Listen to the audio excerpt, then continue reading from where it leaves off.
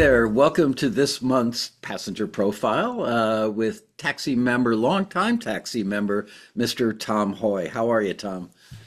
Hey, Mike, how's it going? Good, thanks. Good to have you on here. I'm glad we could connect, and I really appreciate you taking the time to do this. Yeah, no Um, problem.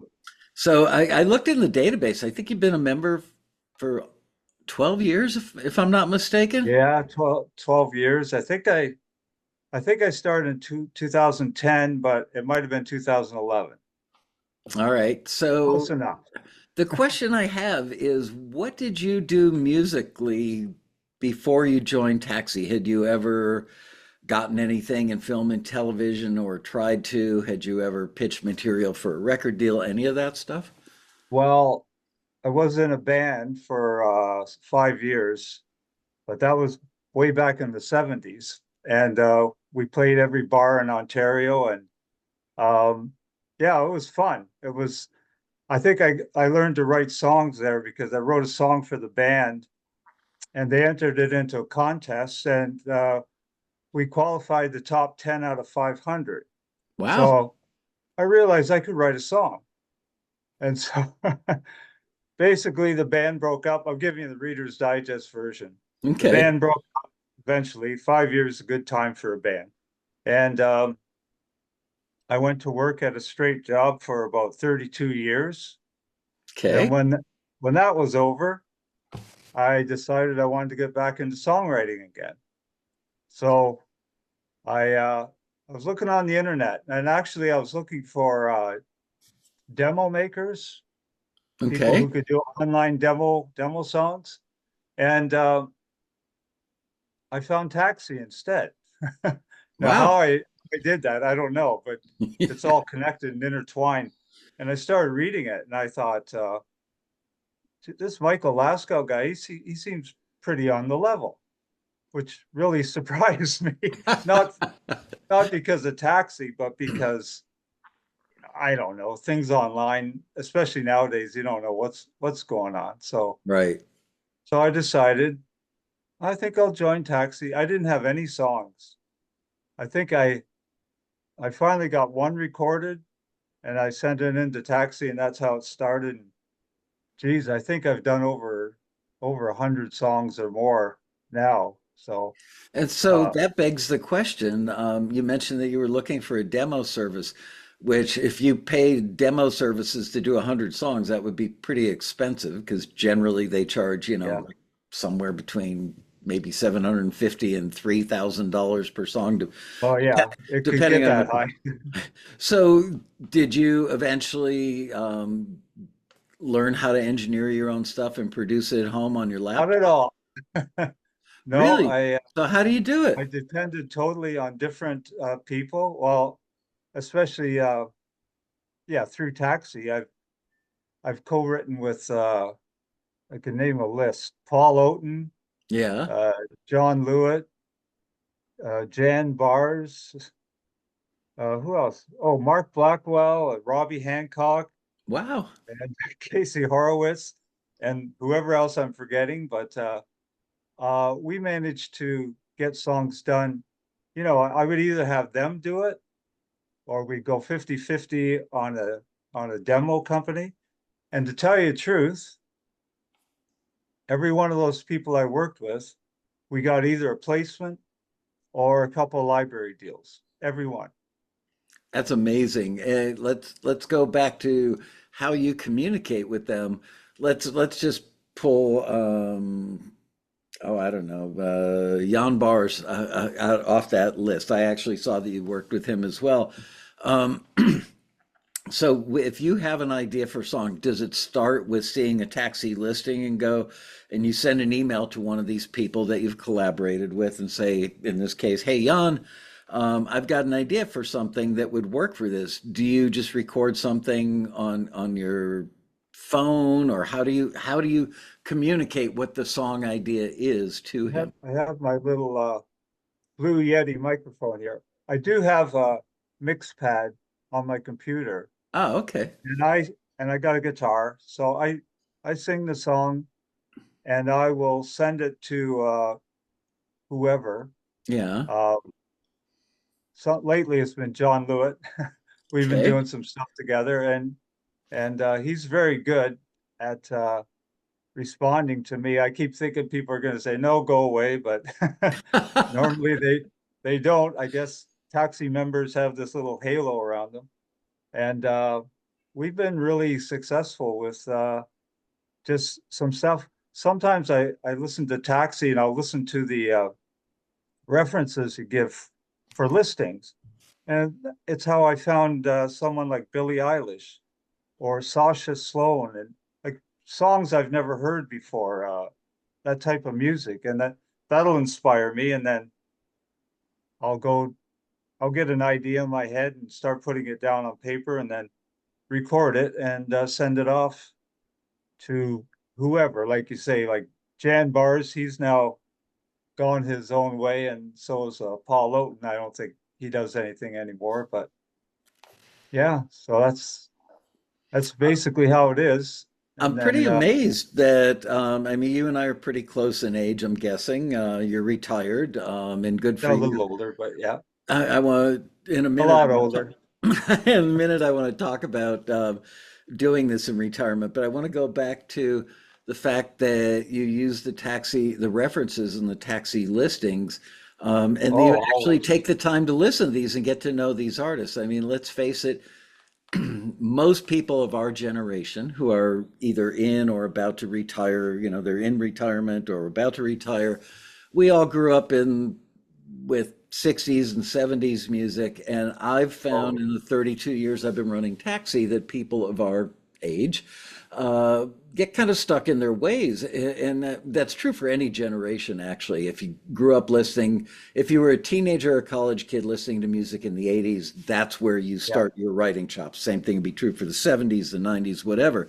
right, So yeah. I'm really impressed that you've broken out of that little, corral that somebody of our generation would be in, and Oh, being open-minded and adaptable to like listening to somebody like Billie Eilish and going, "Oh, I could try something in that style." I loved it.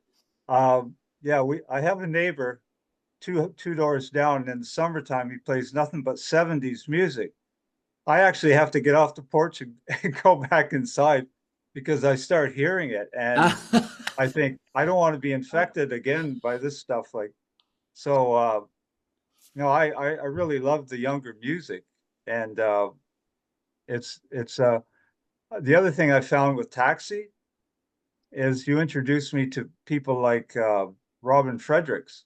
Mhm. So I bought a couple of her books. I don't have them all, but there was one chapter that helped me so much in her book about writing for film and TV. And it was basically how to write ghost songs. Ah, And that took me, my success level from submitting songs to libraries, it was about 25%. But I was still in the old groove of the 70s or whatever. And once I started ghostwriting, now it's like 85%. If I submit a song, I'm almost sure it's going to get in. And that's it's only amazing. because she taught me how to. I have a little system where I'll take a hit song from Ed Sheeran and Sam Smith. Uh, Who You Love, I think it's called, or We Love Who We Love. And I Right. and I and I wrote down all their lyrics on one side, all my lyrics on the other side. But I took each line they did, line by line, and I did my interpretation of it and gave it a different title. And then because I don't Did trust you my stick with the general theme of the lyric as well? oh oh Okay, yeah, it was got it. instead of calling it Who We Love, I called it Can't Stay Away. Kind Okay. of gave it an urgency, like and um and then I did all the lyrics one by one, made sure I was saying what they're saying in my words till the whole song was done. And then because I don't trust my 70s thought process, I have a guy, I don't know if I can mention where he works, but it's not taxi. Anyways, but yeah, his name's Charlie. He's a great singer and really a good melody maker. So I sent it to him and I say, this is the Allah. This is the song I got it from. Now I want something like it, but not not like it. And Right. so, and usually what he sends me back is totally original, but it still has that emotion to it. That's amazing. I'm really, really pleased to hear that you do this. And do you do that for every song, or sometimes would you use one of your collaborators in the shoes of what Charlie does for you, where you send them a lyric and say, but here's the reference. Can you take this lyric a- and meld it into something that's, in the ballpark of a Billie Eilish? Yeah, I have just sent lyrics to big demo companies where they say, "We'll write you a song," and they'll put the melody to it, and it usually comes back, very good. Yeah, And the hard part about some of the Nashville companies I find is getting a work for hire from them. right. Um, they say yes, but then they're reluctant, and I don't know. I just shy away from them now. I try to stick with taxi members or people in smaller groups that actually need the work, I guess. Yeah, I've got to say something I never thought about when I was writing the business plan for Taxi or starting the company was the power of the community of members, and how helpful they are to each other, and the education that Taxi provides was not something I wrote into the business plan other than giving feedback on submissions. But it just turned out that we saw the need, and so then we launched the road rally and we launched the forum, and you guys have taken it upon yourselves to build this really tight knit, but pretty large and active community of friends helping friends. Right. So I'm so just tickled pink that you're using all that support system. And is that how you've met the people that you've collaborated with, like either through the forum or the road rally or whatever?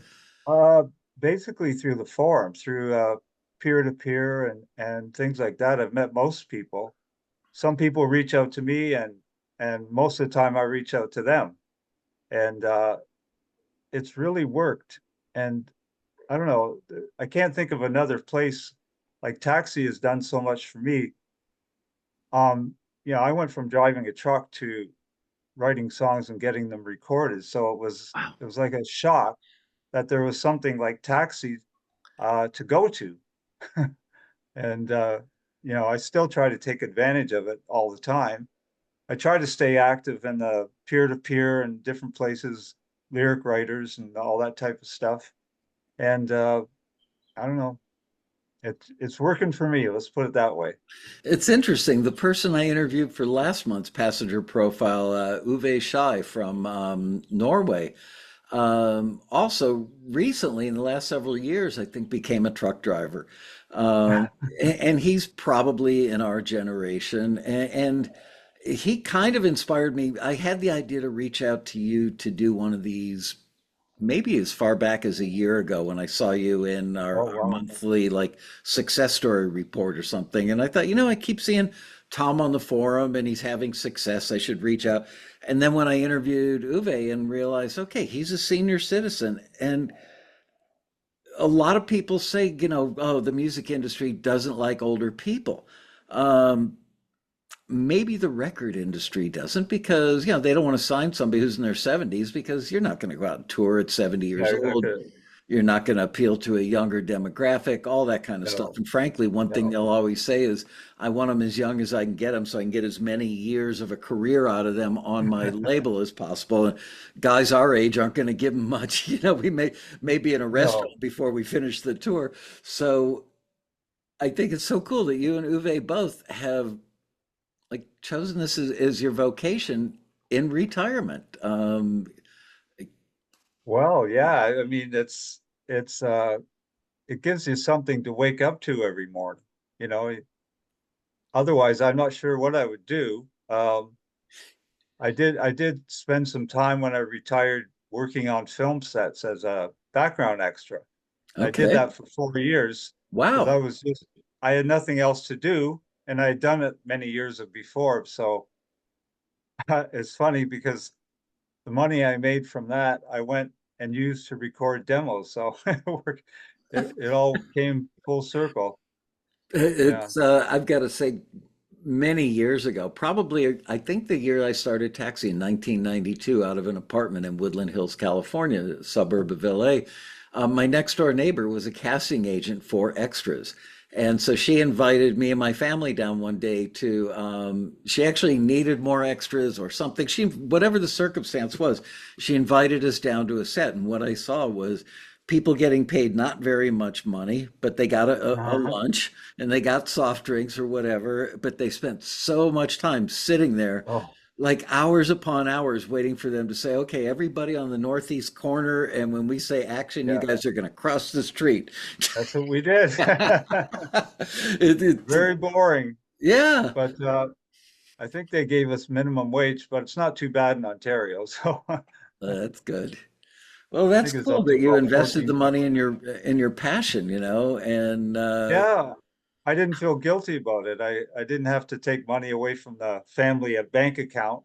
yeah. It was my money, so I could make some good demos, and yeah, so that was Wow, I married the wrong wife. Your wife actually lets you take the money you earn and treat it as your money, whereas I was just kidding my wife oh, out of she encourages me. She doesn't care if I take it out of the bank. No, she's Wow, good that way.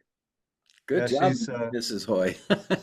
yeah, I was joking yeah, I with guess my we got wife a the winner. other day, saying, what's yours is yours and what's mine is yours. Okay. And she's not that kind. Just to clarify, my wife is you know not that kind of person, but in the context of that conversation, it was pretty funny. Yeah. Um, so you have no gear, you have no studio. Have you ever thought, gee, maybe I should download a workstation and put it on my laptop and try and learn this stuff? Give me I enough. did. I downloaded Studio One Okay. a few years ago, and but basically all I was doing was playing my guitar, and I had so many things available to me. I just I guess I'm past the age of learning that kind of stuff. Yeah. So, so I did download I bought a mix pad, which is basically the same thing. I can do tracks on it and reverb, the whole thing.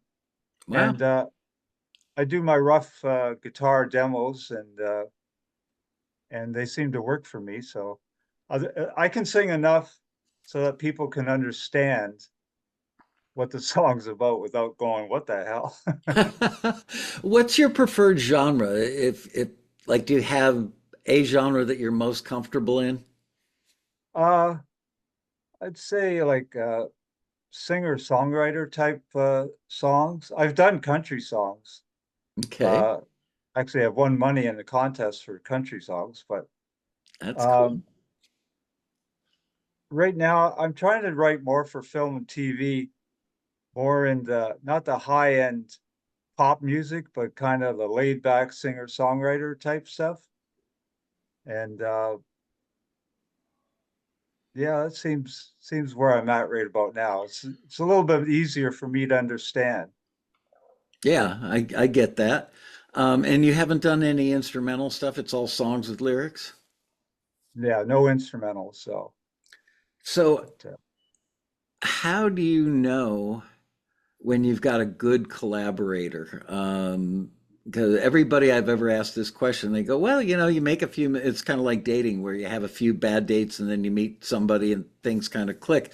Have you found that to be similar in your experience with meeting collaborators?